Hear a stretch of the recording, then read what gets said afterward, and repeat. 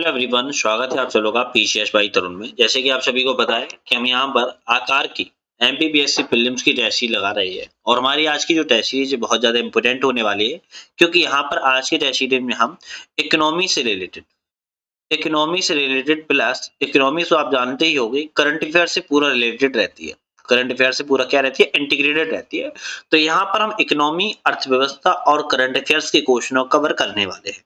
तो ये test series आपके एग्जाम के लिए बहुत ही ज्यादा महत्वपूर्ण है। तो इस टेस्ट सीरीज को इसके बिना किए पूरी टेस्ट सीरीज देख लेना है। यहाँ से आपके करंट अफेयर के क्वेश्चन भी कवर हो जाएंगे, तो इसीलिए ये बहुत ज्यादा इंपॉर्टेंट है आपके लिए। चलिए शुरुआत करेंगे आज के हम पहले क्वेश्चन से। आज का क्वेश्चन क्या है, सांख्यिकी कार्यालय जो है, राष्ट्रीय सांख्यिकी कार्यालय एनएसओ क्या कहते हैं, नेशनल स्टैटिक ऑफिस जिसको कहते हैं, इसकी स्थापना कब की गई थी? तो भैया राष्ट्रीय सांख्यिकी कार्यालय की स्थापना की बात की जाए तो 23 मई 2019 को की गई थी। तो ए ऑप्शन आपका यहाँ पर सही हो जाएगा, ध्यान रखिए। राष्ट्रीय आय समिति का गठन कब किया गया था? देखो, जो राष्ट्रीय आय, नेशनल जो इनकम कमेटी है, इसका गठन की बात कर रहा है, कब किया गया था? तो इसका गठन आपका 1949 में किया गया था। नेक्स्ट क्वेश्चन की तरफ बढ़ेंगे। भारत में मौद्रिक नीति का निर्माण कौन करता है? देखो, भारत में जो मौद्रिक नीति, मॉनेटरी पॉलिसी है ना, उसका निर्माण कह रहा है कि कौन करता है भारत में। आप बोलोगे यहाँ पर आरबीआई की मौद्रिक नीति जो समिति है उसके द्वारा की जाता है। चौथा क्वेश्चन है, अक्टूबर 2024 की स्थिति में भारतीय रिजर्व बैंक के द्वारा जो रेपो रेट है वह कितना निर्धारित किया गया है? तो रेपो रेट है आपका 6.4%। अक्टूबर 2024 के अनुसार निर्धारित किया गया था 6.5%, सॉरी 6.5, 6.5% यहाँ पर रेपो रेट को निर्धारित किया गया था, सॉरी, है ना। चलिए नेक्स्ट क्वेश्चन की तरफ बढ़ेंगे। नरसिम्हन समिति का संबंध है, नरसिम्हन समिति का संबंध किससे अगर कभी एग्जाम में आए तो बैंकिंग सुधार से संबंधित है आपकी नरसिम्हन समिति। नेक्स्ट आता है क्वेश्चन कि भारतीय रिजर्व बैंक के गवर्नर जनरल पद पर नहीं रहा है। इनमें से 4 व्यक्ति हैं और इनमें से पूछ रहा है कि गवर्नर जनरल के पद पर भारतीय रिजर्व बैंक के यहाँ पर कौन सी नहीं रहे गवर्नर के पद पर? तो आपको ध्यान रखना है, डॉक्टर यशवंत राय की बात की जाए तो ये नहीं रहे हैं, जबकि बिमल जालन, एस वेंकटरमन और आपके डॉक्टर मनमोहन सिंह आरबीआई के किसके, आरबीआई के गवर्नर के पद पर रहने वाले व्यक्ति हुए हैं। सेंसेक्स बॉम्बे स्टॉक एक्सचेंज का प्रचलित सूचकांक है, बीएसई में सूचीबद्ध कितनी ब्लू चिप कंपनियों से इसका मापन होता है? तो बात कर रहा है कि ब्लू चिप जो कंपनियां होती है बीएसई में कितनी होती हैं जिसका मापन होता है? तो आपका ऑप्शन यहाँ पर सही हो जाएगा। कितनी होती है? 30 होती है। जो टॉप ब्लू चिप कंपनियां होती हैं वो 30 होती हैं। नाबार्ड में किसका स्वामित्व है? अभी बात कर रहा है कि नाबार्ड में किसका स्वामित्व है, अगर कभी एग्जाम में आ जाए तो भारत सरकार का स्वामित्व और किसका स्वामित्व है, नाबार्ड, ठीक है। चलिए यहाँ पर हम बात करेंगे, इनको मिलाना है और मिलाने से संबंधित बहुत प्यारे प्यारे क्वेश्चन होते हैं, लेकिन जल्दी चैनल को सब्सक्राइब, लाइक, शेयर कर लीजिए। मुझे मोटिवेशन मिलता है, आप 10 सेकंड लगता है आपको करने में, और मोटिवेशन अच्छा लगता है और हर इंसान देता ही देता है, जरूर दीजिएगा। हमारे चैनल पर एग्जाम पीडिया की, ध्यान रखिएगा, एग्जाम जो पीडिया की करंट अफेयर्स आती है उसकी मैंने पूरी 5 घंटे की बना दी है करंट अफेयर्स को, तो आप उस पर जाके देख लीजिएगा, पूरी करंट अफेयर्स है। चलिए सम्मिलित करते हैं हम यहाँ पर सम्मिलित करें तो धूसर क्रांति के संबंध उर्वरक से। रजत क्रांति की बात करें तो रजत क्रांति आपकी अंडा से संबंधित है, सुनहरी क्रांति आपकी बागवानी से संबंधित है और कृष्ण क्रांति आपकी पेट्रोलियम एवं खनिज तेल से संबंधित है। आपका ऑप्शन यहाँ पर बी वाला सही है। चलिए नेक्स्ट क्वेश्चन की तरफ बढ़ेंगे। बाजरा किस प्रकार की फसल है? देखो, आ सकता है कि जो बाजरा होता है वह किस प्रकार की फसल की श्रेणी में आता है, तो बाजरा खरीफ की फसल है। पीएम किसान संपदा योजना का क्या उद्देश्य है? अब भाई इंपोर्टेंट है, पीएम सम्मान योजना का उद्देश्य है खेत से लेकर दुकान तक आपूर्ति श्रृंखला को बेहतर बनाना, ये उद्देश्य है पीएम किसान संपदा का। भारत में कृषि जनगणना क्या है? भारत में जो कृषि जनगणना है वह कितने वर्षों के अंतराल पर की जाती है? अगर क्वेश्चन आ जाए तो यह 5 वर्षों के अंतराल पर की जाती है। भारत आसियान मैत्री कब घोषित किया गया था? देखो, ये बहुत प्यारा क्वेश्चन है। भारत आसियान का जो मैत्री वर्ष है 2022 में घोषित किया गया था। 45वां आसियान शिखर सम्मेलन का आयोजन किस देश में किया गया है? तो 45वां शिखर सम्मेलन कहाँ हुआ था? लाओस में हुआ था, ध्यान रखिए, कहां पर? लाओस में किया गया था, ठीक है। चलिए नेक्स्ट क्वेश्चन से बढ़ेंगे। भारत आसियान सांस्कृतिक सहयोग बढ़ाने के लिए कौन सा मंच बनाया गया है? तो भारत आसियान को सांस्कृतिक जो सहयोग है बढ़ाने के लिए आसियान भारत केंद्र जो है वो केंद्र बनाया गया है, ये बी ऑप्शन आपका सही है। चलिए नेक्स्ट आता है, सार्क का पूरा नाम क्या है? अब देखो ये वैसे तो क्वेश्चन आपको आंसर देना चाहिए क्योंकि आप लोग भी पढ़ते हो, लेकिन फिर भी बता देता हूँ। South Asian Association for Regional Corporation, South SAARC का फुल फॉर्म है। सार्क का अंतिम जो शिखर सम्मेलन है वह कहाँ पर आयोजित किया गया था? तो अंतिम बात कर रहा है नेपाल में आयोजित किया गया था। अगर कब किया गया था, कभी एग्जाम में याद आए तो 2014 में किया गया था, ये भी आपको ध्यान रखना है। सार्क के तहत सार्क विश्वविद्यालय की स्थापना कहाँ की गई है? देखो सार्क विश्वविद्यालय की बात कर रहा है तो कहाँ की गई है? नई दिल्ली भारत में की गई है। चलिए नेक्स्ट क्वेश्चन की तरफ बढ़ेंगे। G20 जिसको ग्रुप ऑफ 20 कहते हैं की स्थापना वर्ष हुई थी। तो G20 की स्थापना वर्ष कब हुई थी? तो 1999 में। कब हुआ था? 1999 में। आपकी 1999 में G20 की स्थापना वर्ष के रूप में मनाया गया था, ध्यान रखिएगा। नई दिल्ली घोषणा पत्र का संबंध किससे है? तो G20 से है। किससे? G20 से नई दिल्ली घोषणा पत्र का संबंध है। G20 की भारत की अध्यक्षता 2023 के दौरान ट्रोटाइका में कौन सा देश शामिल हुआ है? अब यहाँ पे शामिल देश की बात कर रहा है तो इंडोनेशिया, भारत और ब्राजील, ये तीनों देश इसमें शामिल हुए हैं। G20 भारत की अध्यक्षता में तहत चौथी G20 अवसंरचनाकार समूह की जो बैठक है वह मध्य प्रदेश के किस शहर में आयोजित की गई थी? देखो मध्य प्रदेश में जितनी भी G20 की बैठकें हुई थी सभी को याद कर लेना है, पूछा जा सकता है। लेकिन अभी जो बात करें तो अवसंरचना के तहत चौथी G20 की जो बैठक खजुराहो में की गई थी, ध्यान रखिए। ब्राजील में आयोजित 19वें G20 शिखर सम्मेलन की थीम क्या थी? देखो ब्राजील में 19वां हुआ था और 20वां कहां पर हुआ है? भारत में हुआ था। तो ब्राजील वाले की थीम पूछ रहा है कि 20वें की जो 19वें की जो थीम थी ब्राजील वाले की, थीम क्या थी? तो थीम थी एक न्याय संगत विश्व एवं एक संधारणीय ग्रह का निर्माण करना। सी ऑप्शन सही है। चलिए नेक्स्ट क्वेश्चन की बात करेंगे। निम्नलिखित कथनों पर विचार कीजिए, सत्य कथन का चयन कीजिए। कर लेते हैं सत्य कथन का चयन। केंद्र सरकार के द्वारा भारतीय रिजर्व बैंक के गवर्नर की नियुक्ति की जाती है, बिल्कुल बात ठीक है। भारतीय संविधान के कतिपय प्रावधान केंद्र सरकार के जनहित में आरबीआई को निर्देश का अधिकार देते हैं। भैया निर्देश का अधिकार नहीं देते हैं। आरबीआई का गवर्नर अपना पूरा अधिकार जो है पावर आरबीआई के अधिनियम से प्राप्त करता है, बिल्कुल बात सही है। ये किसी के दबाव में या निर्देश पर कार्य नहीं करता है, ये भैया इसके अधिनियम के तहत आरबीआई एक्ट जो है उसके तहत ये कार्य करता है। तो पहला और तीसरा सही है, आपका दूसरा वाला गलत है। चलिए नेक्स्ट क्वेश्चन की बात करेंगे।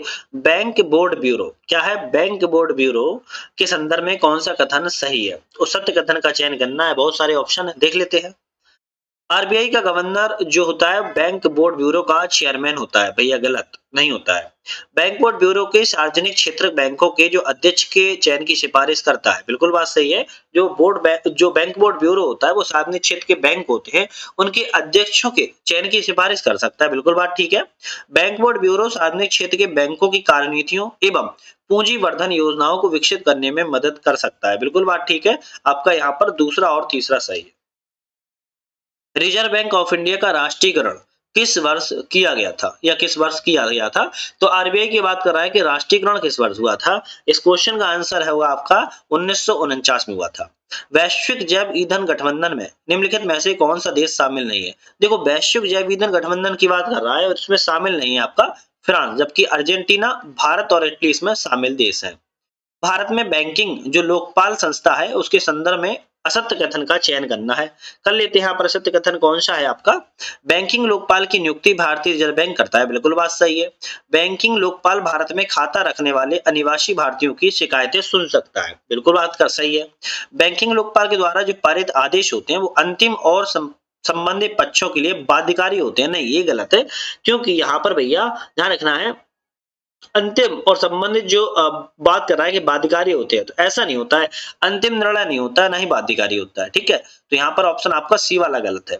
बैंकिंग लोकपाल के द्वारा जो दी गई सेवाएं होती है वो निःशुल्क होती है, हाँ ये भी सही है। तो आपका ए, बी और डी आपका सही है, लेकिन आपका सी वाला गलत है जो कि मैंने बता दिया है।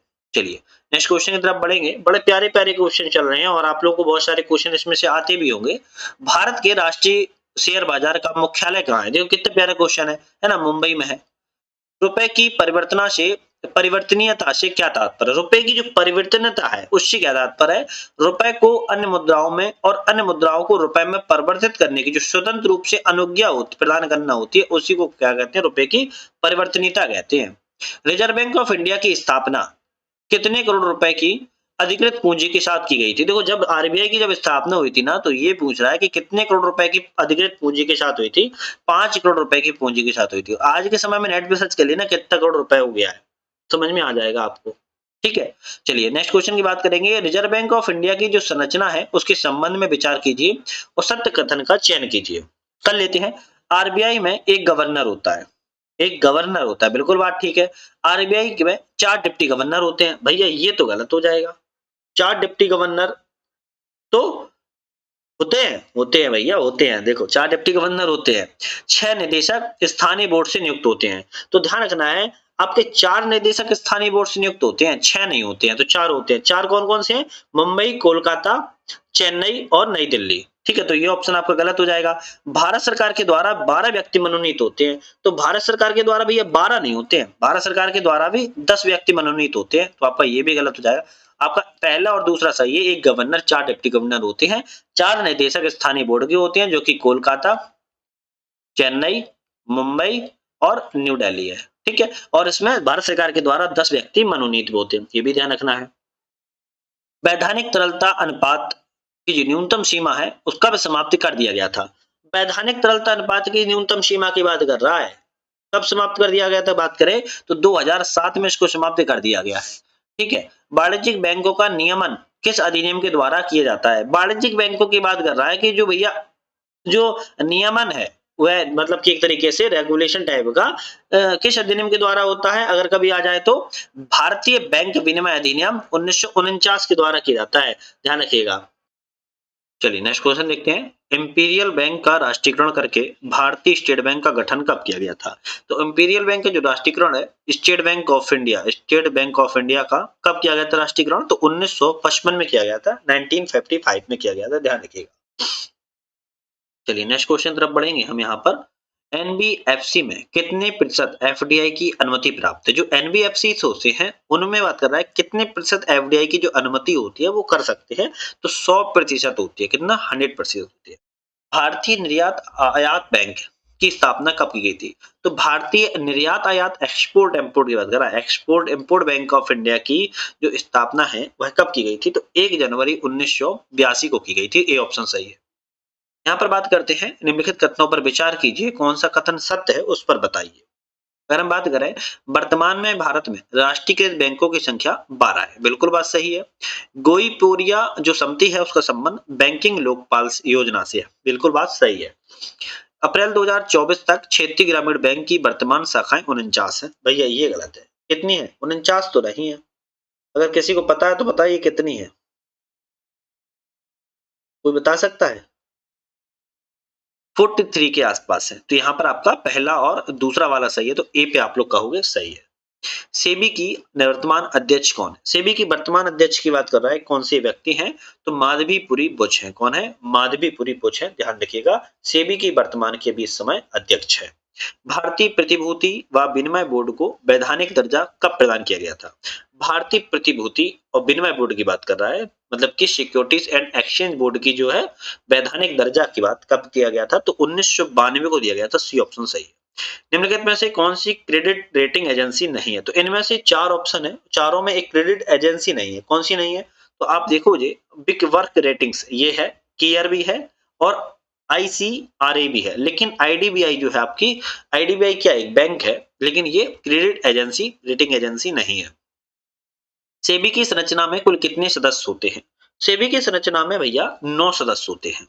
सेबी की डिपॉजिटरी प्रणाली का क्या कार्य करती है? सेबी की जो डिपॉजिटरी प्रणाली है उसकी बात करें तो यह प्रतिभूतियों का इलेक्ट्रॉनिक रख रखाव के रूप में कार्य करती है। एनबीएफसी को पंजीकृत होने के लिए न्यूनतम पूंजी कितनी आवश्यक है?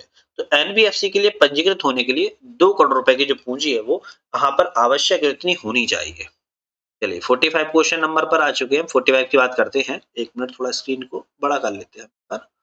ठीक है, एनबीएफसी की भूमिका भारतीय अर्थव्यवस्था में क्यों महत्वपूर्ण है? बात कर रहा है कि क्यों महत्वपूर्ण है, तो ग्रामीण क्षेत्रों में वित्तीय सेवाएं प्रदान करता है, बिल्कुल बात सही है। लघु एवं मध्यम उद्योगों में ऋण देता है, ये भी बात ठीक है। आर्थिक विकास को बढ़ावा देना है, ये भी सही है। तो आपको होगी उपरोक्त भैया सभी सही, क्योंकि चारों ऑप्शन यहाँ पर आपके सही है। म्यूचुअल फंड और बीमा उत्पादों को बेचने वाले जो एनबीएफसी को क्या कहते हैं? म्यूचुअल फंड और बीमा जो उत्पाद होते हैं उनको अगर एनबीएफसी बेचते हैं तो उनको हम क्या कहेंगे, बता सकता है कोई? उनको हम कहेंगे एनबीएफसी आईसी। क्या कहेंगे? एनबीएफसी आईसी कहते हैं। भारत का वैश्विक स्तर पर सेवा निर्यात में कौन सा स्थान है? भारत का जो वैश्विक लेवल पर जो सर्विसेज की हम जो निर्यात करते हैं उसकी बात कराएं तो भारत का 7वां स्थान है। गैर बैंकिंग वित्तीय जो कंपनियां हैं सूक्ष्म वित्त और संस्थानों के लिए एक अलग श्रेणी बनाने की सिफारिश किस समिति ने की थी? गैर बैंकिंग जो वित्तीय कंपनियां होती हैं सूक्ष्म वित्त संस्थाओं के लिए जो अलग श्रेणी के रूप में उनको बनाया जाए इसकी सिफारिश जो है मालेगाम समिति के द्वारा की गई थी। प्रधानमंत्री मेगा इंटीग्रेटेड टेक्सटाइल रीजन एवं अपीरल योजना का मुख्य उद्देश्य क्या है? अगर कभी एग्जाम में आ जाए तो बता सकते हो देश में जो वस्त्र उद्योग है उसके लिए एक वैश्विक विनिर्माण केंद्र का निर्माण करना इसका उद्देश्य है। स्पेशल इकोनॉमिक जोन की स्थापना के लिए कौन सी संस्था जिम्मेदार है? तो स्पेशल जो इकोनॉमिक जोन है उसकी बात कर रहा है कि कौन सी संस्था जिम्मेदार है? केंद्र सरकार के वाणिज्यिक मंत्रालय के द्वारा इसको देखा जाता है, उसके लिए ही जिम्मेदार संस्था के रूप में कार्य करती है। 51 क्वेश्चन पर आ चुके हैं, लेकिन अभी तक आप लोगों ने चैनल को सब्सक्राइब, लाइक और शेयर नहीं किया है तो प्लीज रिक्वेस्ट कर रहा हूँ थोड़ा मोटिवेशन दीजिएगा, शेयर वगैरह कर दीजिएगा, अच्छा लगता है, मोटिवेशन मिलता है, इतना तो काम आप कर ही सकते हो। हमारा ऐप भी आ चुका है जिसका नाम है नट लर्निंग ऐप, डिस्क्रिप्शन में लिंक है, लिंक पर क्लिक करके आप लोग बहुत सारे मल्टीपल एग्जाम्स की टेस्ट सीरीज पीडीओ पीडीएफ वगैरह देख सकते हो। डेली करंट अफेयर्स की वीडियो वहीं चलती है ऐप पर, वो भी आप लोग देख सकते हो। क्वेश्चन की बात करते हैं, निम्नलिखित कथनों पर विचार कीजिए और कौन सा कथन सत्य है उसका आंसर दीजिए। प्रधानमंत्री किसान सम्मान निधि योजना के तहत किसानों को वार्षिक हर साल 6,000 रुपए प्रदान किए जाते हैं। बिल्कुल बात सही है, किए जाते हैं। यह राशि केवल सीमांत एवं छोटे किसानों को दी जाती है, ये गलत है। तो आपका ऑप्शन यहाँ पर केवल पहला वाला सही रहेगा। फसल है और राज्य है, कौन सी फसल किस राज्य से संबंधित है इसकी बात कर रहा है। अगर हम बात करें यहाँ पर गेहूं, गेहूं उत्तर प्रदेश राज्य में सबसे ज्यादा उगाया जाता है। चावल की बात करें पश्चिम बंगाल में सबसे ज्यादा उगाया जाता है। गन्ना की बात की जाए, एक मिनट यहाँ आपका गेहूं आपका पंजाब राज्य में है ना। गेहूं पंजाब राज्य में उगाया जाता है। चावल आपका पश्चिम बंगाल में, गन्ना आपका उत्तर प्रदेश में और कपास आपका महाराष्ट्र में। ये ऑप्शन सही है, ये आपका सी वाला सही रहेगा। चलिए, शेयर बाजार के संदर्भ में निम्नलिखित कथनों पर विचार कीजिए। शेयर बाजार के बारे में कह रहा है कथनों पर विचार, इनमें से कौन सा कथन सत्य है बताइए, बता लेते हैं। शेयर बाजार में मंदड़िया को बुल में से प्रदर्शित करते हैं, गलत है।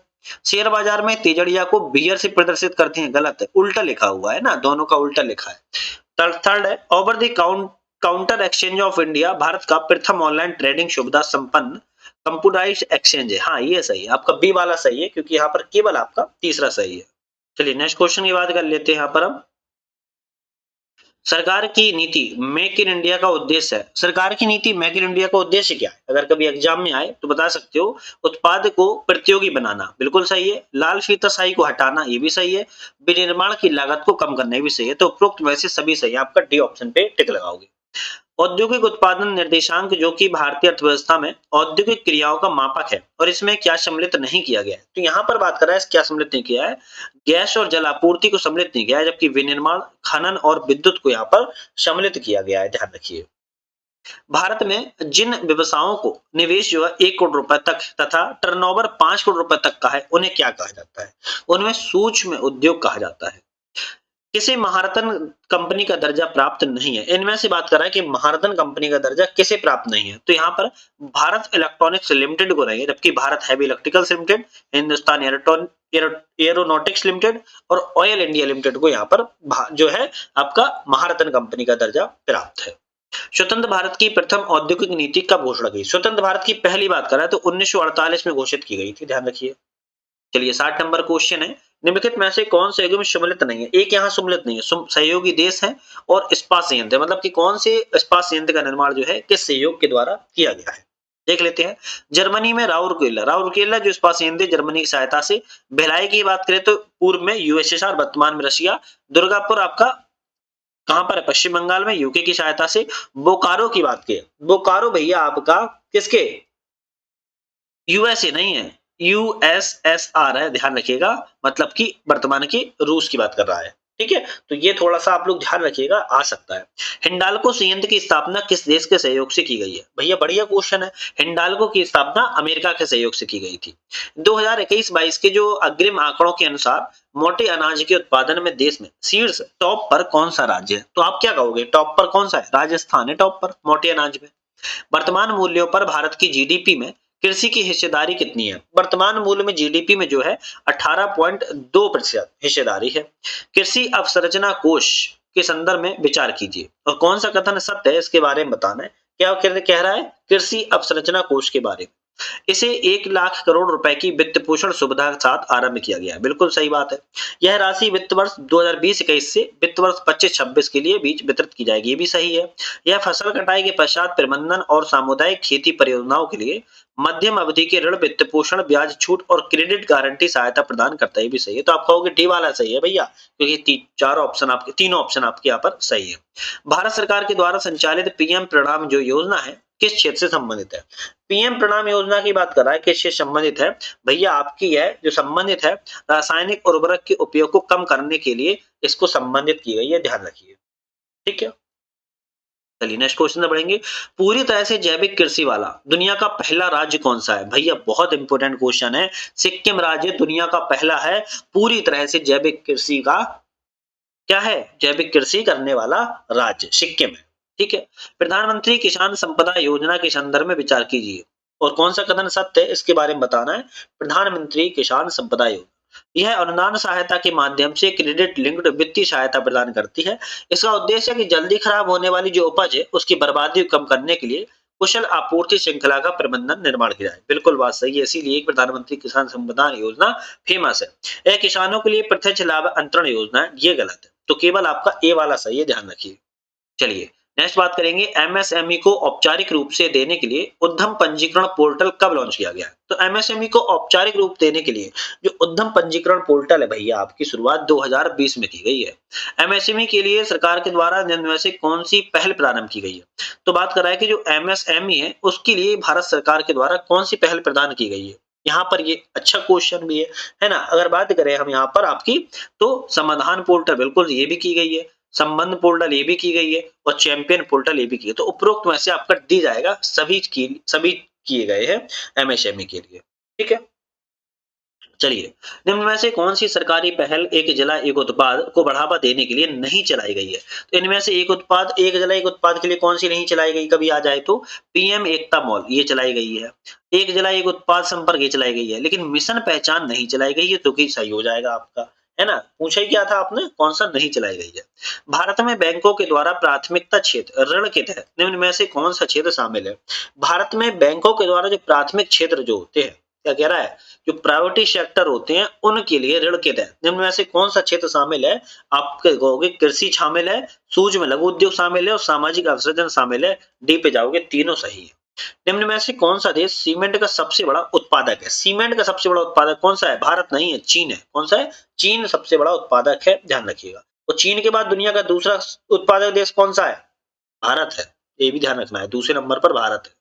ठीक है, भारत के सेवा क्षेत्र के संदर्भ में विचार कीजिए, कौन सा कथन सत्य है बताइए। तो यहाँ पर बात करें हम, एक कुल जीवीए आधे से अधिक का योगदान देता है, सही बात है। पिछले 10 वर्षों में प्रत्येक वर्ष 6% से अधिक की वृद्धि दर्ज की गई है, ये भी सही है। तो आपका होगा सी वाला ऑप्शन यहाँ पर बिल्कुल करेक्ट है। चालू मूल्यों पर समग्र सकल मूल्य वर्धित जो जीवी है उसमें कृषि, उद्योग, सेवा क्षेत्रों की हिस्सेदारी क्रमशः कितने प्रतिशत है? देखो बात कर रहा है कृषि की, उद्योग की और सेवा की जो हिस्सेदारी है वो क्रमशः बतानी एक लाइन से। इसमें कौन सा ऑप्शन आपका सही है? तो आप बोलोगे 17.7% आपकी कृषि क्षेत्र से है, 27.6% आपके उद्योग से है और सबसे ज्यादा 54.7% आपकी सेवा क्षेत्र से। 80 ऑप्शन सही है। इसको स्क्रीनशॉट ले लो या फिर ध्यान कर लेना, ये इंपॉर्टेंट है, एग्जाम में आएगा। ठीक है, विश्व आर्थिक मंच की यात्रा एवं पर्यटन जो सूचकांक है 2024 में भारत की रैंक कितनी थी? तो भारत की रैंक 39वीं, 39। नेक्स्ट आता है कि भारत की नवीकरणीय ऊर्जा के क्षेत्र में विचार कीजिए, इनमें से कौन सा कथन सत्य है बताइए। नवीकरणीय ऊर्जा के बारे में कह रहा है भारत ने 2030 तक गैर जीवाश्म ईंधन से लगभग 50% संचयी स्थापित जो विद्युत क्षमता है उसको हासिल करने के लिए प्रतिबद्धता जताई। बिल्कुल सही बात है। पवन ऊर्जा क्षमता के मामले में भारत विश्व में चौथे नंबर पर है, ये भी सही है। प्रधानमंत्री सूर्य घर मुफ्त बिजली योजना का लक्ष्य 10 करोड़ घरों में रूफ टॉप सोलर संयंत्र स्थापित करना है, तो ये गलत हो जाएगा। आपका ऑप्शन केवल 1 और 2 सही रहेगा, क्योंकि आपका ये वाला क्यों गलत है उसको भी समझो। क्योंकि प्रधानमंत्री जो सौर वाली आपकी जो योजना है, सूर्य घर मुफ्त बिजली योजना है भैया, ये आपका गलत है। क्यों गलत है? क्योंकि 10 करोड़ घरों में नहीं है, 10 करोड़ घरों में नहीं है, यहाँ पर कुछ और बात की गई है, पिछले 10 वर्षों में है ना। और दूसरी बात ये भी है कि आप लोग ध्यान रखिएगा कि जो स्रोत है आर्थिक सर्वेक्षण 2023-24 के 2027 तक हर घर छत पे यहाँ पर 1 करोड़ घरों में है। कितना है? 1 करोड़ घरों में है। 10 करोड़ घर नहीं है, 1 करोड़ घरों में है। ठीक है? तो ये आपका इसीलिए गलत था। वित्त वर्ष 2024 में भारत की रियल जीडीपी वृद्धि दर कितनी है? भारत की कह रहा है रियल जीडीपी वृद्धि दर वित्त वर्ष 2024 में कह रहा है कितनी है? 8.2% है। ध्यान रखिएगा, सी ऑप्शन सही है। भारत में आर्थिक सर्वेक्षण 2023-24 के अनुसार महिला श्रम बल भागीदारी दर 2022-23 में कितनी प्रतिशत रही है? अब कह रहा है कि महिला श्रम बल भागीदारी में बात कर रहा है 37.03% रही है। कितना? 37.03% रही है। किस वित्त वर्ष 2024 के दौरान चालू खाता घाटा सकल घरेलू उत्पाद के कितने प्रतिशत रहा है? अब सकल के तो 0.77% रहा है। प्रधानमंत्री जन धन योजना के तहत जुलाई 2024 तक कितने खाते खोले गए? ये 52 करोड़ खाते खोले गए। ये बहुत फेमस क्वेश्चन रहा है, न्यूज में बहुत आया था, सभी लोगों को याद ही होगा, है ना। जनसांख्यिकीय लाभांश पद निम्नलिखित में से किसको संदर्भित करता है? हाँ, ये थोड़ा सा है कि युवा आबादी से होने वाले संभावित जो आर्थिक लाभ होते हैं, जनसांख्यिकीय लाभांश पद इसको संदर्भित करता है। विदेश व्यापार महानिदेशालय का मुख्यालय कहाँ है? विदेश व्यापार महानिदेशालय का मुख्यालय नई दिल्ली में है। भारतीय बीमा विनियामक एवं विकास प्राधिकरण का मुख्यालय कहाँ है? ये भी अच्छा है, हैदराबाद में है। ध्यान रखिएगा, दिल्ली में नहीं है, इसका हैदराबाद में है। ठीक है, चलिए नेक्स्ट क्वेश्चन आता है कि डेयरी उद्योग का संबंध अर्थव्यवस्था के किस क्षेत्र से है? देखो, डेयरी उद्योग है ना जो, वो प्राथमिक क्षेत्र से संबंधित आता है। नई विदेश व्यापार नीति 2023 में भारत के कुल वार्षिक निर्यात को वर्ष 2030 तक का कितने करने का लक्ष्य रखा गया है? तो यहाँ पर कितना करने का लक्ष्य रखा गया है? 2030 तक की बात कर रहा है।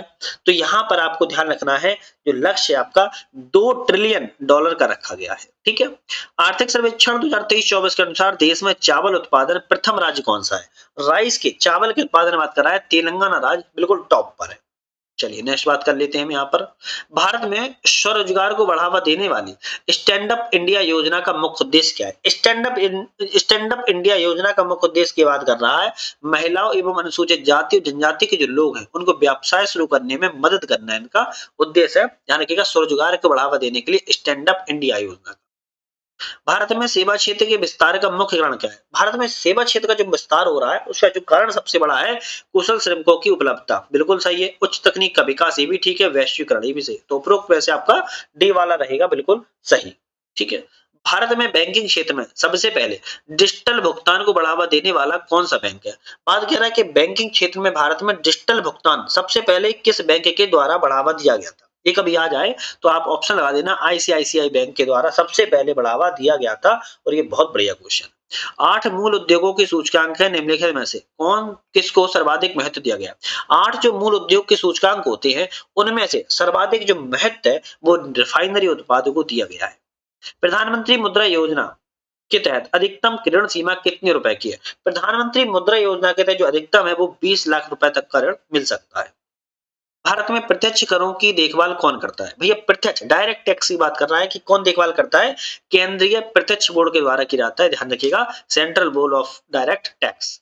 भारत में मिश्रित अर्थव्यवस्था का क्या अर्थ है? भारत में मिश्रित अर्थव्यवस्था पूछा है, सार्वजनिक एवं निजी क्षेत्र का सह अस्तित्व को कहते हैं भारत में मिश्रित अर्थव्यवस्था। सी ऑप्शन आपका यहाँ पर सही है। भारत में न्यूनतम समर्थन मूल्य कौन तय करता है? देखो, भारत में जो न्यूनतम समर्थन मूल्य है ना, वो भैया कृषि लागत एवं मूल उद्योग के द्वारा किया जाता है। ये भी आपको ध्यान रखना है। सी ऑप्शन आपका यहाँ पर सही है। प्रच्छन्न बेरोजगारी से क्या तात्पर्य है? प्रच्छन्न बेरोजगारी किसे कहते हैं? तो अतिरिक्त श्रम की सीमांत उत्पादकता जो शून्य हो जाती है उसको कहते हैं प्रच्छन्न बेरोजगारी। किस स्थान पर भारत सरकार के स्वामित्व वाली टकसालें अवस्थित नहीं है? तो इनमें से एक ऐसा स्थान है जहां पर भारत सरकार के स्वामित्व में टकसाल नहीं है। कहां पर नहीं है? तो आपका मुंबई में है, कलकत्ता में है, हैदराबाद में, लेकिन नासिक में नहीं है। तो वही आपका हो जाएगा सही। सार्वजनिक क्षेत्र के बैंकों के अध्यक्ष का जो चयन है निम्न में से कौन करता है? जो पब्लिक सेक्टर के बैंक होते हैं उनमें जो अध्यक्ष का चयन होता है वो किसके द्वारा किया जाता है? बैंक बोर्ड ऑफ ब्यूरो करता है। कौन करता है? बैंक बोर्ड ब्यूरो करता है। ये ध्यान रखिएगा, ठीक है, बहुत इंपोर्टेंट है। बैंक बोर्ड ब्यूरो के द्वारा किया जाता है। 2020-21 के तृतीय अग्रिम अनुमान के अनुसार गेहूं उत्पादन में प्रथम स्थान किस राज्य का है? 2021-22 का पूछ रहा है। तृतीय अग्रिम जो अनुमान था गेहूं के उत्पादन में प्रथम स्थान किसका है? उत्तर प्रदेश का है। तो आंख बंद करके लगा देना है। 2021-22 के तृतीय अग्रिम के अनुसार मूंगफली में मध्य प्रदेश का कौन सा स्थान था? तो भैया मूंगफली में बात कर रहा है, तीसरा स्थान था। आज का हमारा अंतिम क्वेश्चन रहेगा, भारतीय लघु उद्योग विकास बैंक का मुख्यालय कहाँ है? बहुत बढ़िया क्वेश्चन है। और किसकी बात कर रहा है एक तरीके से ये बात कर रहा है सिडबी की बात कर रहा है, सिडबी की, small industry development bank of India का मुख्यालय। इसका आंसर आप लोग तो नहीं बताओगे, मैं बता देता हूँ, लखनऊ में है। तो आज यहाँ पर हमने पूरी टेस्ट सीरीज को कवर कर लिया है। उम्मीद है आप लोगों को सारे क्वेश्चन पसंद आए होंगे और आपको ध्यान से आपने सुने भी होंगे। आज हम यही समाप्त करते हैं। नेक्स्ट वीडियो में फिर मुलाकात करेंगे। जरूर डेली देखते रहिएगा, डेली आनी है। 30 टेस्ट सीरीज है और आज की हमारी जो 5वीं टेस्ट सीरीज थी, अभी 25 टेस्ट सीरीज बाकी है। जब तक एग्जाम होगा सारी 30 की 30 एक्सीएम टेस्ट सीरीज करवा देंगे। आप उससे बेफिक्र रहिएगा। तो आज के लिए अलविदा।